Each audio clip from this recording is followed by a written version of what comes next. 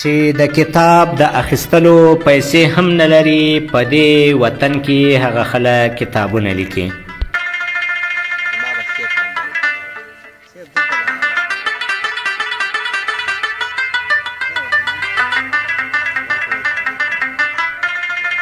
سلامونه د عالم نیوز کتونکو ستړي مسئ، زه روزنامه ستور یم او تاسې عالم نیوز ګورئ. دا مقصد د جنوبي پښتونخوا په ستر ښار لوړایي کې د پښتو ادبي ملګرو په دفتر کې د شاعر چشم انور حسین مسافر صاحب د کتاب د غزال سترګي د کتاب د مخکتنې په دستوره کې ولاړ یم، کوم چې په دې دستوره کې د کلاسې پلاژ، ژوب، مسخیل، زیارت، دوکۍ او همدارنګه د لوړایي خپل شاعران د ده په کتاب باندې څېړنه کړې ده او همدارنګه مقالې وړاندې کوي. غزال سترګي د مسافر صاحب داسې شعري مجموعه ده چې یو خې پر ده باندې دغه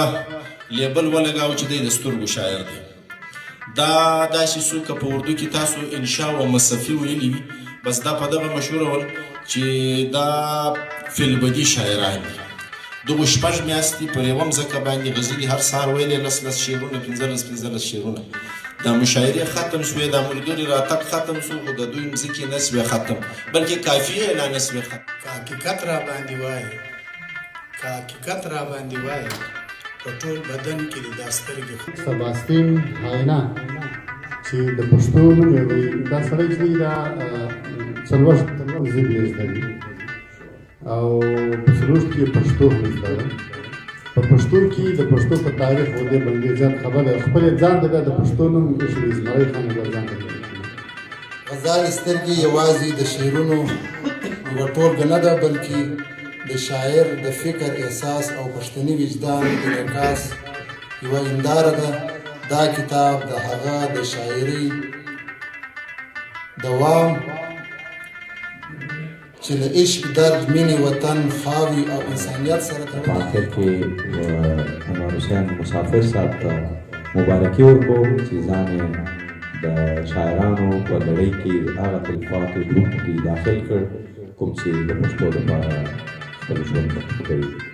شوق اخیستی دی په لسو پښو روان ځي، شوق اخیستی دی په لسو پښو روان ځي،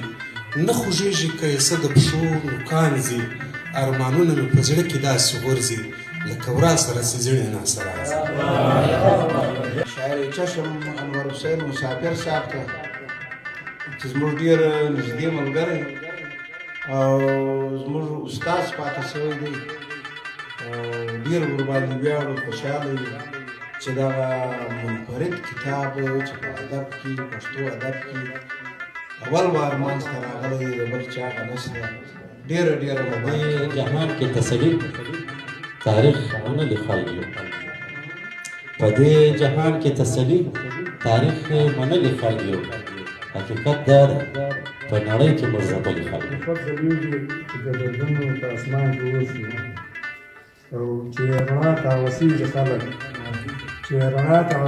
خلک و هغه لمر ته په ارمان کې اوسي. شاعران چې دي خپلې غزلې وړاندې کوي. کلونه تیر سو زمانې تیر سوې هېرې نه سوې، کلونه تیر سو زمانې تیر سوې هېرې نه سوې، موږ ته د نن هم د پرون په شان د یاد سترګې، موږ ته د نن هم د پرون په شان د یاد سترګې، شاهي آداب غواړي لما څنګه شهزاد سترګې. د دې دستورې برخې چې دي هغه تر پایه پورې سره وګورئ. پښتني مینې اقرار به درته څه کړم اشنا، سترګې دې ماته ښکاري ښې چې د انکار سترګې. یارانه که راته غم نه شو نو ووایه ما ته شادۍ کې که ماتم نه شو. مجاهد راته ویلي وو ټول عمر دې ورور او مجاهد راته ویلي وو نن دې دهشتګرد کړم د دې ټکي څه مې ویره کړه، ولاړم پاکستانه او بادل مې کډه تېره کړه. په دې دنیا او په ژوندون سندره نسته باور، په دې دنیا او په ژوندون سندره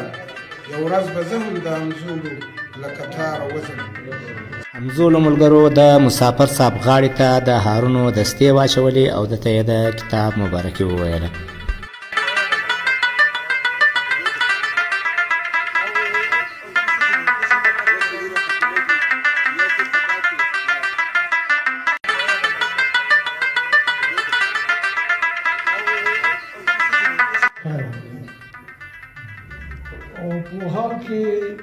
ناستو حاضرینو ته د زړه د اخلاصه هغو ته دا دود کوم چې دومره ډېر وخت یې موږ ته راکړو او موږ ته کېناستو د موږ ویناګانې یې واورېدلې تر څو پورې چې د ما د کتاب تعلق ده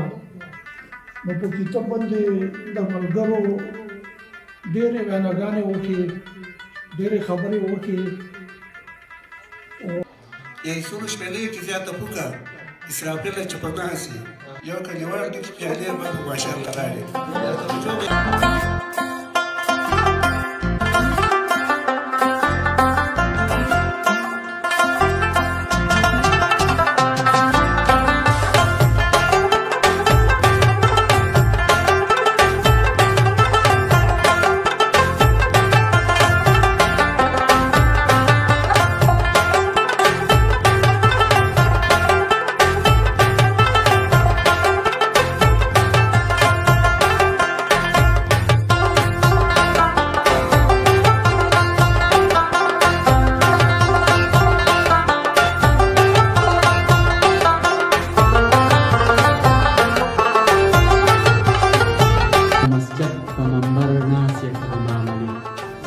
د مسجد په منبر ناست یې ته به ما منې زه د مکتب په چوکۍ ناست یم زه به تا منم ته به ما او زه به تا منم بیا به